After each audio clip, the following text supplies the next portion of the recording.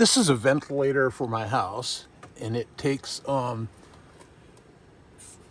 fresh air from outside, brings it in, transfers it across, and then takes it out and puts it inside of the bedrooms in the house, fresh air. And then it takes air out of the bathrooms through this ventilation, mixes it, kind of extracts the heat or cold out of the incoming air, transfers it across, and then expels it outside. So it's bringing in fresh air, and it's expelling stale air out of the house.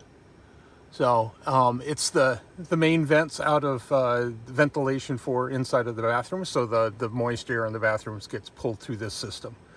And normally it runs kind of at its lowest speed, and it's fast enough there's enough air to exchange the air in the house. But occasionally what I would like to do is, when I'm in the bathroom, I've got a wall switch push button that I can push. And what I want it to do is crank up the air flow through the system. Every time I push the button, it'll crank the air up and up for 10 minutes. And if I push the button twice, it will do it for 20 minutes. And then it times out and comes back to its normal low speed. And the way I did that was I made this device.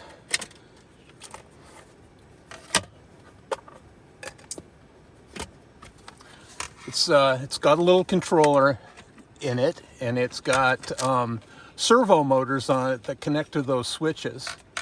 And so when I hook it up to it, and it's got magnets on it to kind of hold it in place, but it fits over it like that.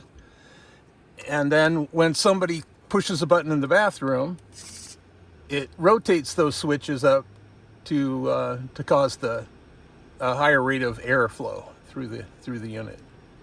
And anyway, it's something I started it about a year ago. I've been working on it off and on. I've had to swap out the servos a couple of times. The old other servos I had were really cheap, and they died on it. So I just got new servos in.